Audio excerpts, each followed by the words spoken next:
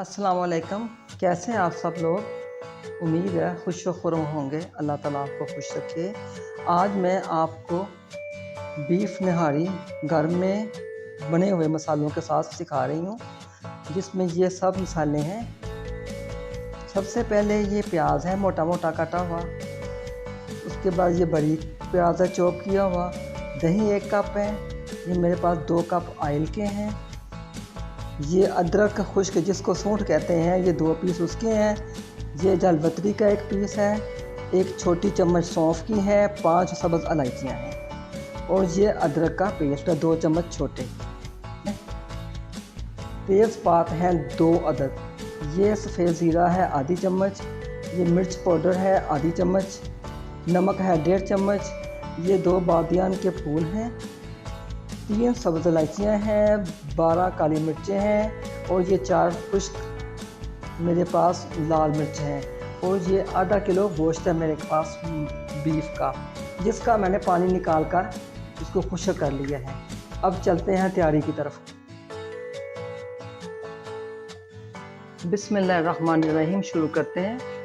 सबसे पहले इसमें मैं 1 कप के करीब ऑयल शामिल करूँगी। चूल्हे को मैंने ऑन कर लिया है। जब तेल गर्म हो जाए, इसमें मैं ये बीफ के गोश्त को शामिल कर दूँगी।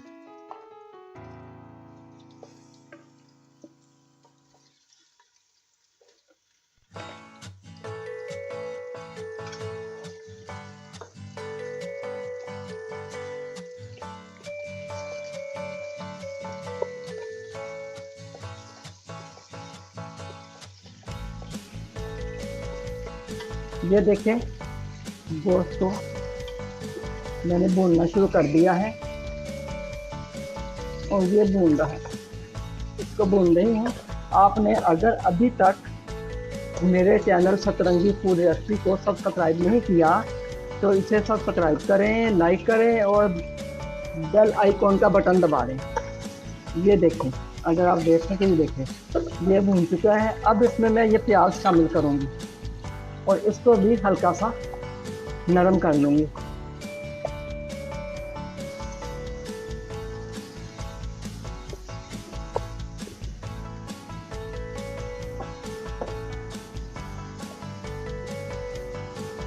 ये देखें, ये इसके मैंने सिर्फ गोल्डन ब्राउन करना है, ज़्यादा ब्राउन नहीं करना।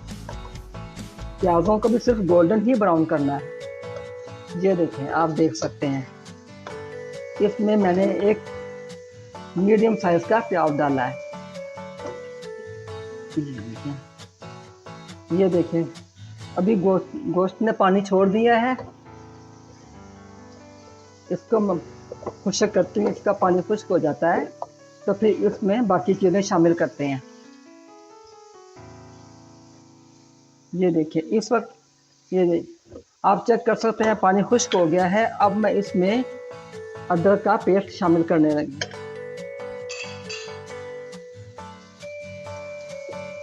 अदरक का पेस्ट शामिल करके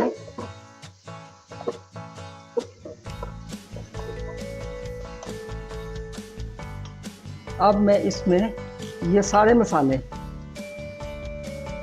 शामिल कर दूंगी।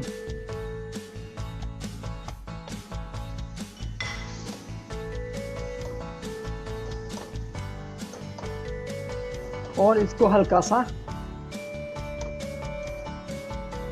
भून लूँगी ताकि सारे मसाले अच्छी तरह इसमें भून जाए। इसमें मैंने हल्दी मिक्स नहीं की और शामिल भी नहीं की। ये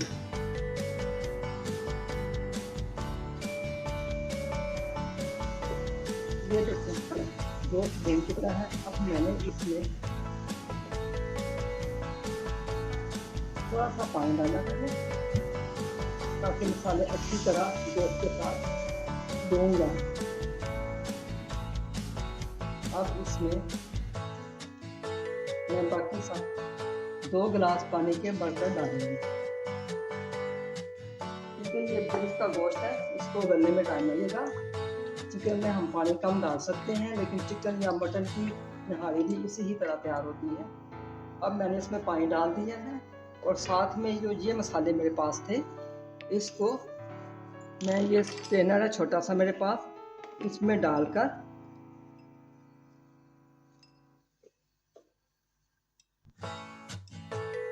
ये सबको मैंने इसमें डालकर इसको बंद करके इसके अंदर ही डाल दूंगी। ये देखिए। और अब मैं प्रेशर कुकर को इसमें कुक करूंगी 1 घंटे तक। 1 घंटे के बाद मैं दोबारा मिलती हूँ आपको।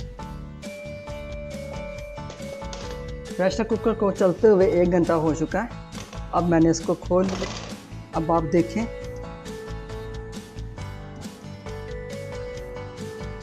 इसका पानी काफ़ी कम हो गया और ये काफ़ी गल भी गया है, लेकिन अभी मैंने इसको फिर दोबारा भूनूंगी। ये अब मैं इसमें ये फेंटा हुआ नॉर्मल घर का दही डालूंगी 1 कप,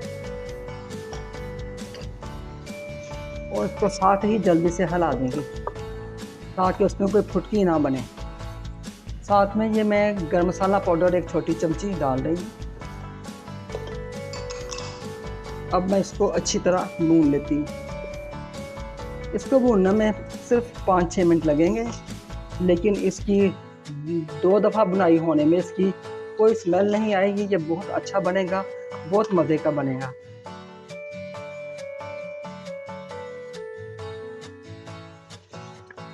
आप देख सकते हैं, इसका मसाला भी देख सकते हैं कि वो भी ख़त्म हो चुका है और इसके ऊपर घी भी आ गया है। और ये मसाले वाले सब कुछ इसके अंदर ही हैं। अभी इसका अपना मसाला भी, और जो उसके अंदर बंद है स्ट्रेनर के, वो भी इसके अंदर है। ये देखें, अब इसने घी छोड़ दिया है। अब इसमें मैं 4 गिलास मज़ीद पानी के शामिल करके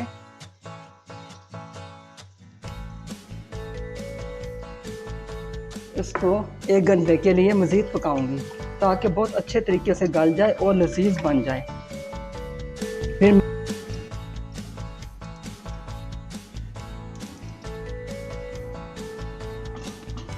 ये देखिए, मैंने इसको प्रेशर से छोटी देगची में शिफ्ट कर दिया है। ये बहुत अच्छी तरह से गल गया है। ये देखिए, और इसका शोरबा भी मुनासिब सा हो गया है। अब मैं आपको दिखाती हूँ कि ये कितना गल चुका है।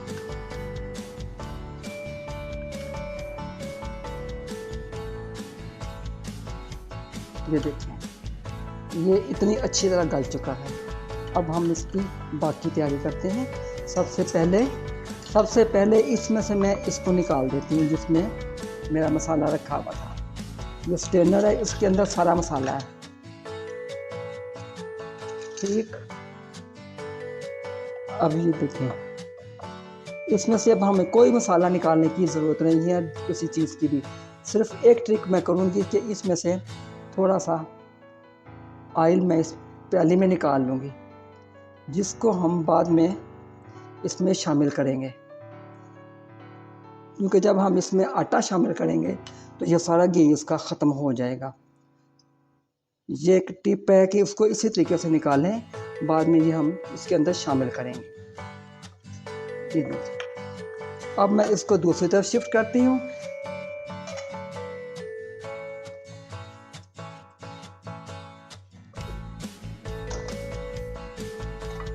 ये मैंने एक फ्राई पैन ले लिया।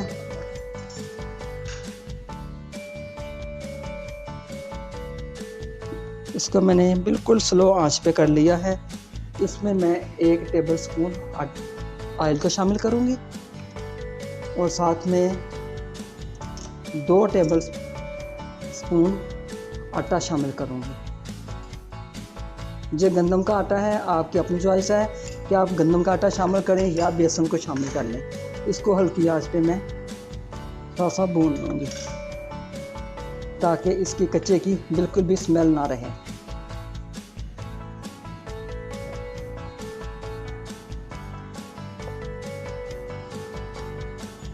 ये देखिए, आप भी इसको ज़रूर बनाइएगा और ख़ुद भी खाइए, अपने मेहमानों को भी खिलाइए, और कमेंट्स बॉक्स में मुझे बताइएगा कि आपकी ये रेसिपी कैसी बनी। ये देखिए, ये भून चुका है और इसकी खुशबू आनी शुरू हो चुकी है। अब मैं इसमें आहिस्ता आहिस्ता करके इसका यही शोरबा शामिल करूँगी और इसको साथ ही हिला दूँगी ताकि इसमें गुठलियाँ ना डलें।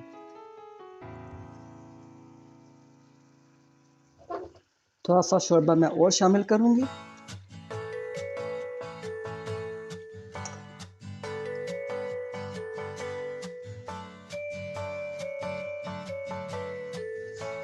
ये देखें,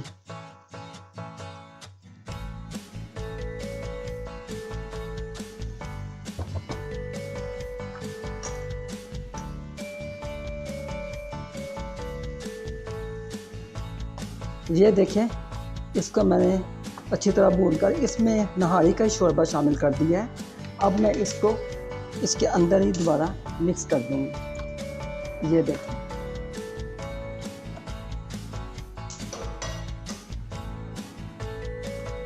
और इसको अच्छे तरीके से गाढ़ा करूँगी। ये इसको 1-2 उबाले आएंगे तो ये गाढ़ा हो जाएगा। ये देखें, माशाल्लाह बिल्कुल गोश्त भी गल चुका है और इसका शोरबा भी गाढ़ा होता जा रहा है। अच्छी और उसकी खुशबू भी इतनी अच्छी आ रही है और शोरबा भी गाढ़ा हो चुका है नहारी का और बिल्कुल बहुत अच्छी तैयार हुई है।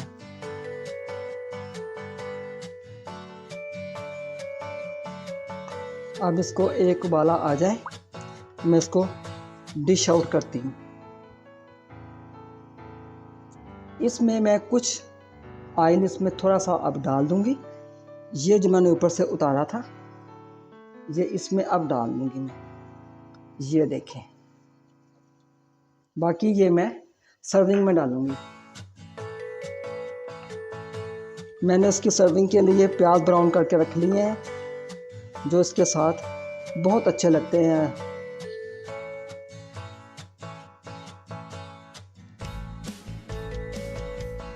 मैं इसको 1 मिनट के लिए ढाँपती ताकि जल्दी उबाल आ जाए।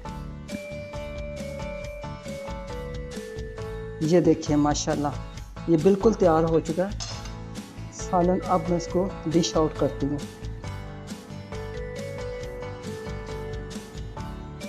आप इसकी रंगत देख सकते हैं, इसकी ग्रेवी देख सकते हैं। ये देखें, बहुत मज़े का बना है, बहुत अच्छा बना है।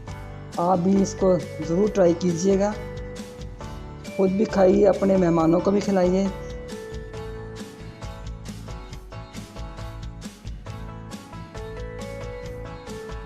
अब ये जो घी मैंने रखा था लास्ट में, अब मैं इसके ऊपर डाल दूँगी। अब मैं इसको सर्विंग टेबल पे लेके जा रही हूँ। ये देखें, ये देखें माशाल्लाह कितनी अच्छी नहारी तैयार हुई है। साथ में ये ब्राउन प्याज है, ये आप अदरक के साथ रखें, ये लेमन है, सब्ज़ मिर्चें हैं। आप इसको नान के साथ सर्व करें या घर के पराठे के साथ सर्व करें, बहुत मज़ा आएगा। आप इसको बनाइए, खाइए और मुझे दुआ में याद रखिए। अल्लाह हाफिज़।